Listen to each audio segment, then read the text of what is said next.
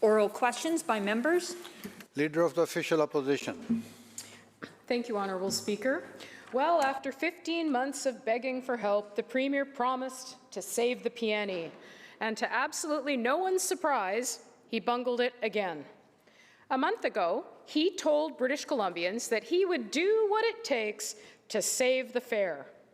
But yesterday, PNE President Shelley Frost had this to say, and I quote, "Our requests for additional consideration from the province are falling on deaf ears," end quote. Will the Premier keep the promise that he made and provide $8 million that the PNE requires to survive?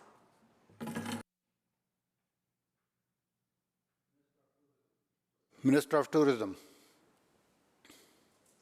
Thank you, Honourable Speaker, and I appreciate the question from the member opposite. The PNE is vitally important to our communities, especially it's an iconic attraction in East Vancouver. Recently, we heard good news that they were opening on June 11th, and that is positive. The restart plan is showing promise that we are going to return to a new level of normal. I want to assure the member that we have worked with the PNE. My staff have met with the PNE. There are some technical pieces that the member is aware of. The municipality is responsible for the PNE. I've spoken to the mayor about the PNE. We are working with the PNE, and that was part of the announcement for our major anchor attractions, is to support those that have been impacted by this pandemic. That was a call to action for targeted funding. The application deadline closed on Monday, and I hope that there's good news that will work in favor of the PNE and other anchor attractions. But I'll just put it on the record, Honourable Speaker, that we are doing the advocacy, working with the PNE, and also asking the federal government. $400 million was put on the table for events and festivals, and we're going to make sure that BC gets its fair share. Thank you, Honourable Speaker. Leader of the Official Opposition, supplemental. Well, thank you very much. I'm not sure which part of the question the minister missed. Yesterday, the president of the PNE said that the request was falling on deaf ears. So the minister can trot out all the lines she wants. The president of the PNE said this government is not doing what its premier promised to do. He made a promise, I will save the PNE. Let's hear what else the premier said. He said a month ago, and I quote, "It's attractions like the PNE that we had in mind when we developed the program," end quote. But the PNE has over 2 million guests and 4,300 employees, over 30 times more employees and guests as other attractions in the category. Again, Shelley Frost writes, and I quote, "Interestingly, fairs and festivals are not even eligible for this funding. We are only able to apply through Playland. So it is not designed to support organizations like ours," end quote, despite what the minister continues to say. The PNE does not fit the category. The Premier said he designed the program for the PNE, but apparently he botched it. Will he provide the urgent aid required, or will this incredible provincial asset have to close forever? Minister of Tourism. Thank you, Honourable Speaker. So the PNE recently announced that they're opening on June 11th. That is positive news. The member is mischaracterizing the announcement that we made 2 weeks ago, that the Premier and I made. It wasn't designed for the PNE. It was designed to support the ecosystem, our tourism ecosystem.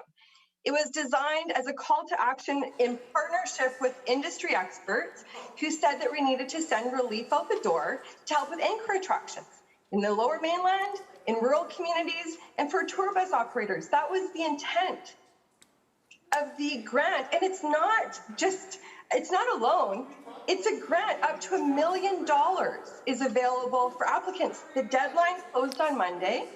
It was a transparent process. Decisions haven't been made. Minister will continue.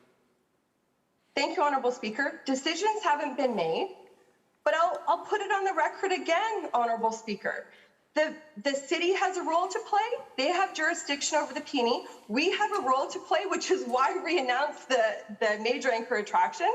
And hopefully good news is going to come once we're finished reviewing the applications, hundreds of which that we've received. And the federal government, I've had active conversations with the federal government on what they're doing for major events and attractions. $400 million is on the table, and I'm ensuring that we get our fair share here in British Columbia. Thank you, Honourable Speaker.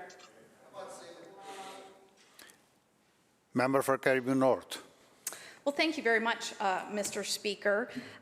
Just to clarify, it's Playland that is opening, and we're excited, but where is the support for the PNE? So the pot chain doesn't end with attractions like the PNE. Oh no, the Premier has completely bungled this file.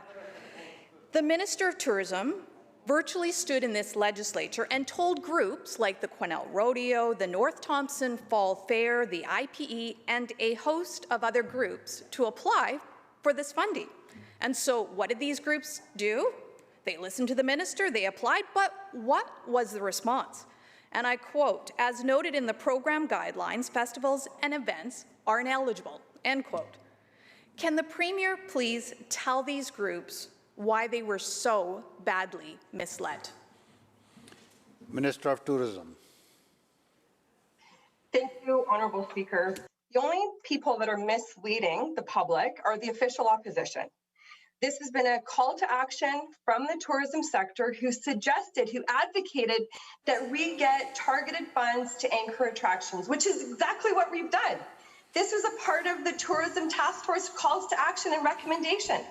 I'll remind the member that we've been working around the clock to get relief dollars out the door to help the much impacted tourism sector. So, you know, when I tell the member opposite in full transparency that we are advocating with the federal government to ensure that we get our fair share of the $400 million for events and festivals, that advocacy is going to continue. But $50 million in a grant, not alone, is a significant investment. On top of the 4,100 tourism businesses that received the small and medium-sized grant, up to $45,000 in grants, not loans. And I'll remind the member, as I did last week, that money has gone out the door through the BC Arts Council to support festivals, through Creative BC, through Amplify BC, through gaming grants. Our government is doing everything we can to support these vitally important institutions across British Columbia. Good news is coming, especially as we continue to restart and open up our communities for travel and gathering and events. Thank you, Honourable Speaker. Member for Cariboo North, supplemental. Well, thank you very much, Mr. Speaker. We've heard from this minister repeatedly say that good news is coming. Well, in good faith, we brought forward to this House questions from our constituents, concerns raised on festivals and events that had not been able to apply for any of the funding that this minister continues to bring forward in this House. And so we brought forward in this House to this minister the fact that we have groups like the Quesnel Rodeo Club and many others that needed support now. And so in transparency, what does this minister do? She says, tell these groups to apply for this funding. Surely to goodness, this minister knows what the program guidelines are. So why is it that when we asked this minister for groups that had up till now been ineligible for the multitude of different programs, that the minister said to apply? This minister stood in this chamber and told them to apply and gave them false hope. The minister's incompetence have left these groups wondering how they're going to survive. So to the Premier, will he do the right thing and allow these groups to apply for the funding that the minister cruelly promised and then ripped away?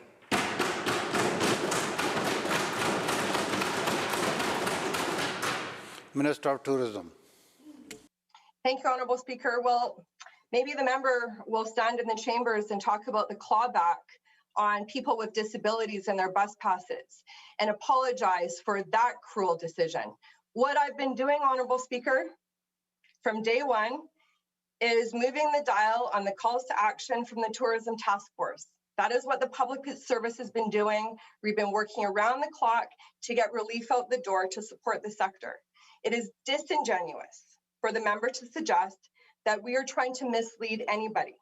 A transparent process, an invitation for anchor attractions to apply for a grant, not a loan, was full disclosure was on our website. At no time, Honourable Speaker, did I suggest to the member that I'm going to be reviewing those applications, that me as the elected minister is going to make those decisions. This is going to go through an adjudicated process. The application deadline closed on Monday, and I hope that good news is going to come. Good news that is going to help a sector that has been hard hit. We're going to continue doing that work, and I hope that it's going to support constituencies across our province to welcome visitors back to anchor attractions, because we haven't been able to gather and travel and all of those things because of the pandemic. I think it's going to be good news, and I'm going to continue doing the work. Thank you, Honourable Speaker. Member for Saanich North and Islands. Mr. Speaker, it's really painful for me to have to say this, but when it comes to Indigenous relations and reconciliation, this government has dusted off the 1990s playbook. To be clear, the conflict and contention over the land base does not come from honoring human rights. It comes from denying and violating them. The Attorney General told me in budget estimates that until an Aboriginal Crown has been negotiated by treaty or decided by courts through litigation, the Crown maintains control over the land and resources. That, Mr. Speaker, is the old position of denial, and it's not what our Supreme Court has said. While the Premier talks about sovereignty and title for Indigenous people, our Minister of Indigenous Relations and Reconciliation is out there advancing the same old models of forestry agreements put in place by the BC Liberals over a decade ago. These agreements are based on the denial of Indigenous rights, saying rights are asserted, not accepting that they exist, not recognizing that nations have any ownership in land and resources, Mr. Speaker. They are designed to achieve greater stability for the Crown, to keep cutting trees, to keep extracting resources. Mr. Speaker, to the Minister of Indigenous Relations and Reconciliation, will the minister admit that these forest and range consultation and revenue sharing agreements are designed to secure Crown opportunities to continue harvesting resources off the land? Minister of Indigenous Relations and Reconciliation.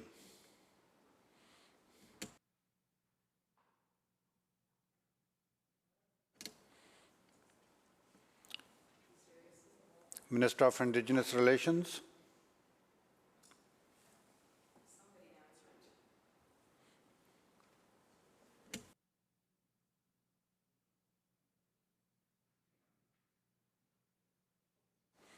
Attorney General.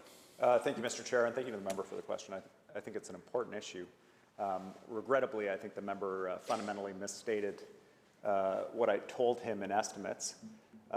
We talked about, and it was an important discussion, the importance of negotiation and partnership between government and First Nations as we wait for a formal treaty agreement or a decision from a court, recognition of rights and title on the land, and that there are two competing sovereignties, Indigenous sovereignty and the European colonial sovereignty, and that reconciling those two is the work ahead of us. And so for him to stand in this place and pretend the conversation was about something else, or that we're taking an approach of 3 decades ago when so much has happened since then, including all of us standing together on UNDRIP, is very regrettable. Member for Saanich North and Islands.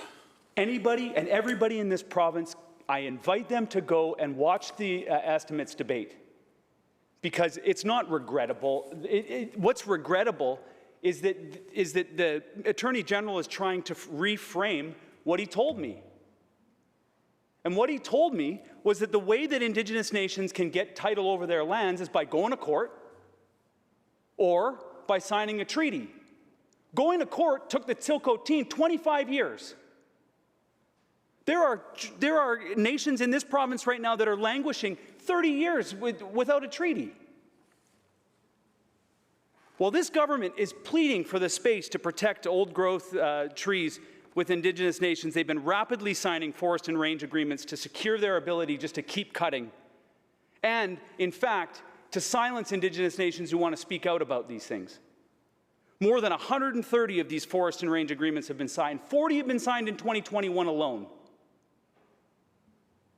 These agreements entrench racist stereotypes and the Attorney General's position of denial.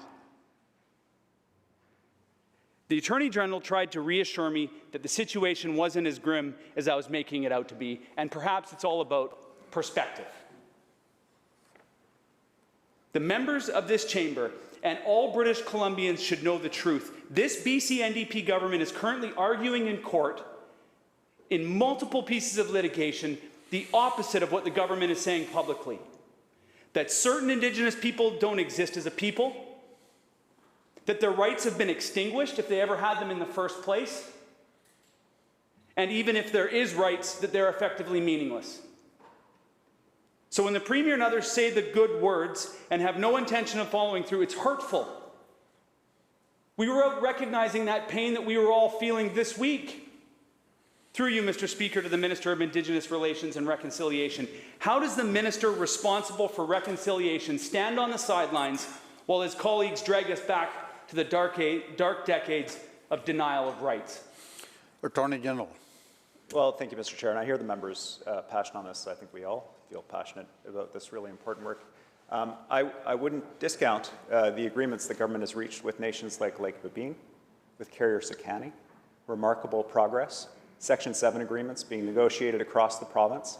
There's really important work happening, and in fact, in one of the areas that the member raised in this House on a number of occasions, Fairy Creek, agreements with and partnership with the three nations there, respect for their positions with respect to the resources in that area. So, you know, I take his point on litigation. There's room for improvement. We're working with the First Nations Leadership Council on guidelines related to litigation, but we're not going to reach reconciliation through courts. And it's not binary, treaty or courts, as the member said, and nor did I say that in estimates. There are a number of agreements that we can reach with nations in between those two as we work towards a long-term and sustainable treaty. I think this is important work. I think we're making good progress, and there is more to do. Thank you, Honourable Speaker. Member for Kamloops South Thompson. Thank you, Mr. Speaker. During the Premier's pandemic election, he made clear to small businesses that supports for them would not be delayed. We now know that the Premier has bungled this as well. In estimates, the Minister of Jobs admitted that less than 50% of the business support grants have actually been paid out to businesses. So the question is this, 15 months into the pandemic, why is it continuing to take so long to get supports out the door to businesses that desperately need the help? Minister of Jobs and Economic Recovery.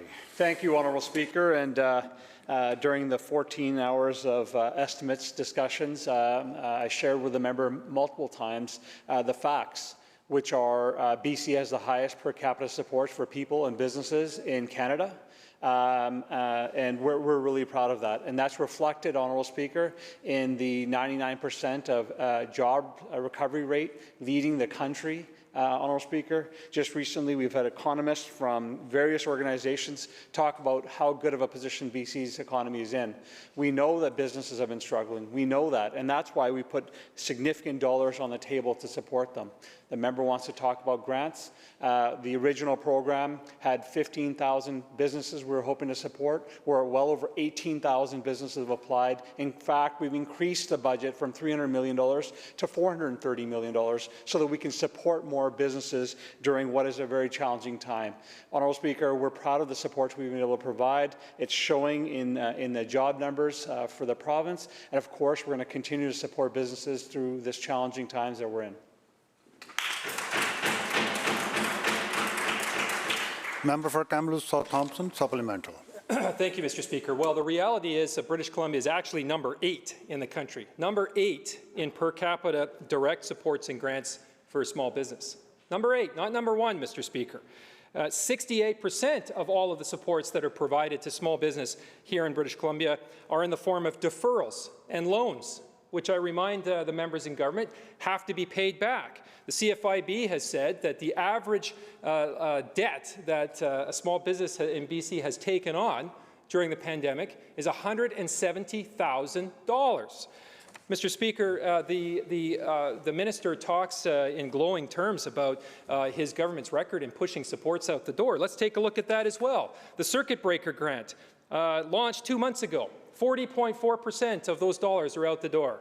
The Launch Online Grant launched 4 months ago. Only 37.9% of those dollars are out the door. But this is the doozy. This is the big one. The Small Business Recovery Grant launched 8 months ago.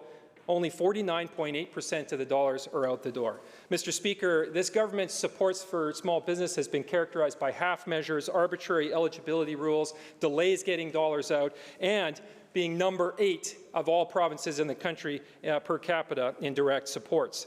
It's embarrassing how the Premier continues to bumble along with less than half of these supports out the door, and that's according to the Jobs Minister. These are his numbers from estimates over the last couple days. Now, I've heard from Tony, who runs a fitness center in Fort Nelson, and Tony says, and I quote, "I still haven't even received a response on whether or not I qualified or how much I will be receiving, even though the circuit breaker is over," end quote. So the question to the Premier is this: how many more business owners like Tony are still waiting and waiting and waiting for the money that is owed to them by the Premier? Minister of Jobs, Economic Recovery. Thank you, Honourable Speaker. And as we canvass for many hours in this House, the member chooses to cherry pick one line of a report. If he chooses to read the rest of the report, highlighted for the member, in fact, over 12 pages, where it's highlighted that BC leads the country in economic recovery support for people and businesses. The uncomfortable truth for the member opposite, all the members opposite, that BC is leading the country in economic recovery in jobs, leading the country, Honourable Speaker. Every single province we are leading in economic recovery. Brian Yu, Central One Chief Economist for Central One, says BC's economy has performed better than expected. Ken Peacock, Chief Economist for the BC Business Council, said, "I would say BC's economy is in pretty good shape. It's pretty healthy." Peacock said more dire forecasts didn't materialize because BC's lockdown didn't last as long as expected, and government spending supported businesses and individuals, and businesses adapted. Honourable Speaker, I appreciate that the member's got a job to do and he has to find something to be critical of, but he should be proud of how we collectively in this province have handled the pandemic and how well the economy is doing, and we're going to continue to support those businesses that do need supports. Member for West Vancouver, Capilano. Thank you, Mr. Speaker. The Premier has bungled the cruise ship issue from day one. He arrogantly refused to work with the Americans on technical stops, blithely said the bill bypassing our ports would never pass, and he refuses to acknowledge the danger to a $3 billion industry that employs tens of thousands of people. John Nicholson is the Vice President of Hotels and Restaurants at the Listel Hospitality Group, and he's pretty blunt. Quote, "We're super worried about the cruise ships bypassing British Columbia now," end quote. There's a lot of discussion about the border being open earlier than expected. So to the Premier, has he secured from the Prime Minister a commitment that when the land border opens, that the marine border will open at the same time? Minister of Transportation. Thank you, Mr. Speaker, and thank you to the member for the question. The cruise ship industry is incredibly important to our economy, and I'm very pleased that the numbers prior to the pandemic under our government were very encouraging. For the first time in BC's history, for example, we exceeded over 1 million passenger boardings in the cruise ship terminals in our province, a 22% increase over 2018.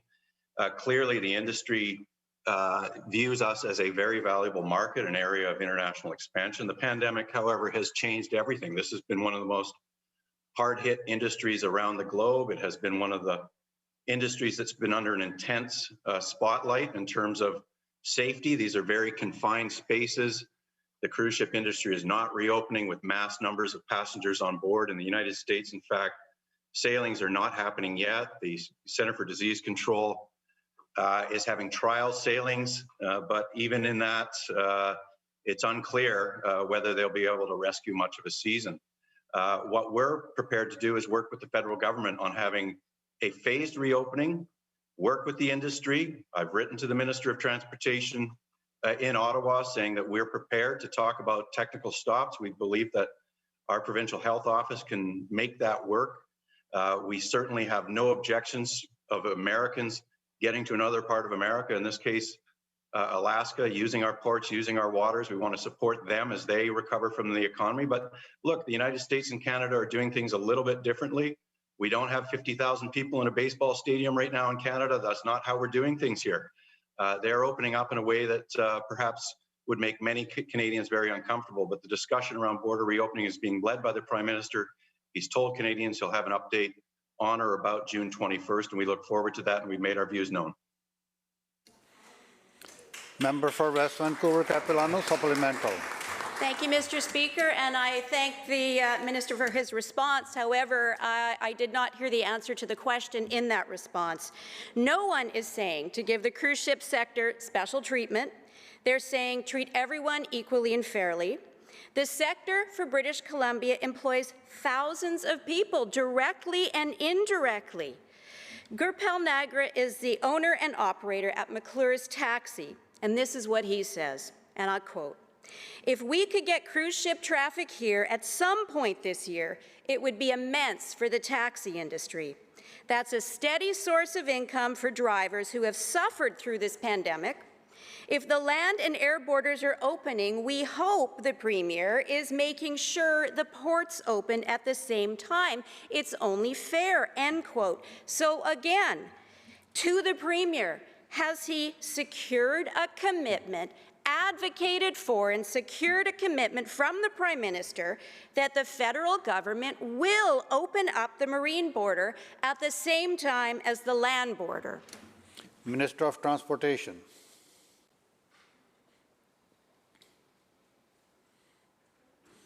Unmute yourself, Minister. Thank you, Mr. Speaker. I think this discussion, and to the member, flows out of what we just heard from the Minister for Jobs and Economic Recovery. The reason British Columbia has performed better than other provinces, the reason our economy is in better shape, is because we haven't had political rhetoric guiding our response. We've led with science about how to safely reopen every single industry and guide reopening and safe business practices in the province. And that is no different when it comes to the cruise ship industry. We are going to let the Center for Disease Control, our provincial health officers, and our Canadian federal counterparts guide that discussion. I find the line of questioning a little bit absurd because it ignores how complex the cruise ship industry is. It's a congregate setting, it's buffet dining, it's a whole bunch of things that are very supportive of the spread of transmission. Just the other day in the Mediterranean, passengers with variants are spreading the disease on a ship there. They disembarked in Sicily. There's worry about exposure there. So this is something that should not be rushed into. It should be examined carefully. That's what's happening right now. We believe we can support the request of the Alaskans. We've made that position known. That's what British Columbia feels, and we put that in writing to the minister. When it comes to reopening the borders, this is a multi-layered discussion. We want to have American visitors here. We want to do it safely. There are discussions about vaccine passports and all the sorts of safe measures that would allow that to happen. And we look forward to the cruise ship industry opening up again in British Columbia. We are on a trajectory of incredible growth. We support that industry. We support a strong tourism economy. That's what we've done to support that industry through this pandemic, and we'll do it when it's safe to reopen and when science says it's safe to reopen. Member for Abbotsford South. Thank you, Mr. Speaker. Well, it would seem that the only way to get the Premier's attention is to have him be a member of your club. That seems to be the only plausible explanation as to why the Premier has chosen to support one veterans group over another. And that is fundamentally unfair and it's unjust.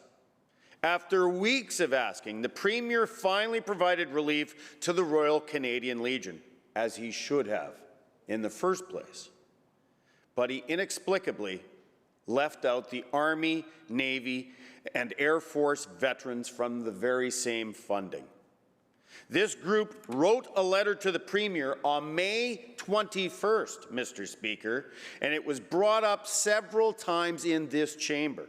And I quote, "Both entities perform invaluable contributions, assistance, and support to our esteemed veterans, so to choose only one rather than both to receive the funding is essentially saying to our members and services are not as worthy or as valuable in your government's opinion and thought process."